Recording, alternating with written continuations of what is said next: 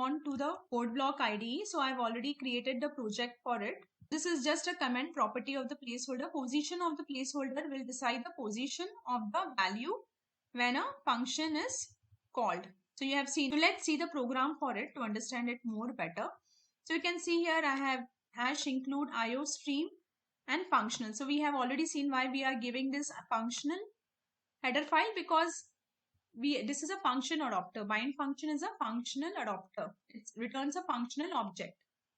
We have to give this header file. We have to mention that, and we are using the namespace std as well as we are using the namespace placeholder, because in the bind function we give the placeholders. Now what things we are doing? So this is your main function here.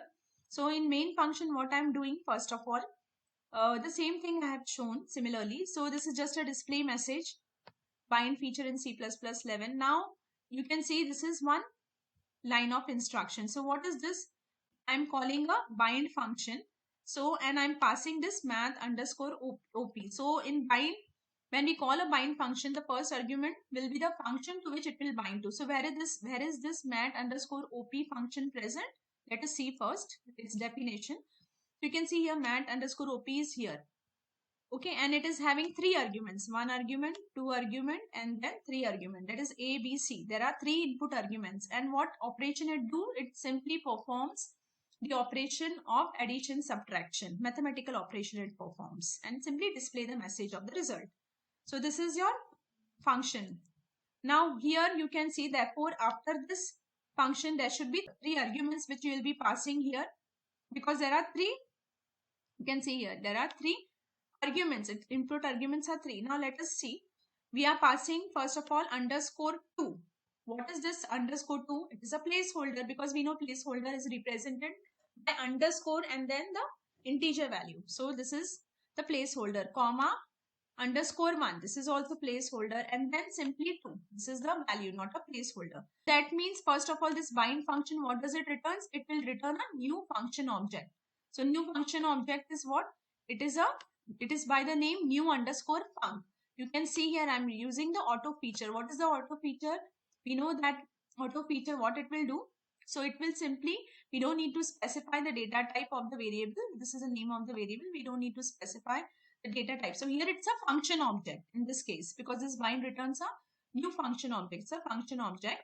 We are not specifying the data type, because by the value itself, what the value you get, it will reduce the data type. It will understand what will be the data type. So that is the reason we are using the auto keyword. Now, first of all, this function it got created, right? So just to make it easier, just a second, let me, I have changed the position so that it will be more clear. Now this function, new function object, it got created, yes. Now when we call this new function, we are passing 10, 5. Now you can see in this bind function, what is the position of the placeholder? First comes underscore 2. That means this 10 will be the second argument of which function? So this new underscore func, it is bind to this mat underscore op. So therefore it is simply equivalent to mat underscore op. So what it will be actually? So here 10. So what it is, this after mat underscore op you are passing underscore 2. That means this 10 is a second argument. Okay, and then you are passing underscore 1. That means 5 is the first argument in this function when you do the function call. So you can see therefore what will happen finally.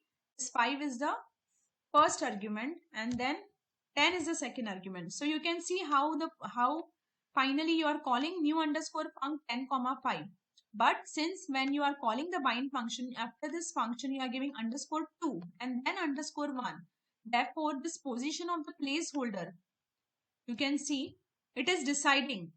This position will decide actually what position will be there of your value.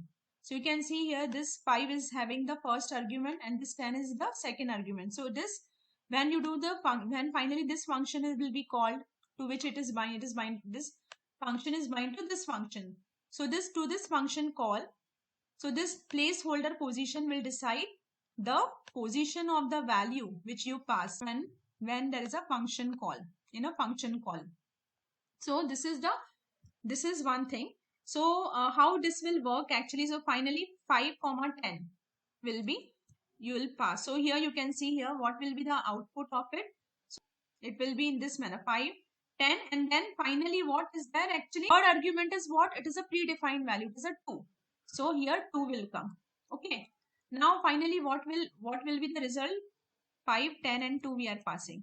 So here 5, then 10 and here 2. So 5 plus 10 is what? It is 15. 15 minus 2 is what?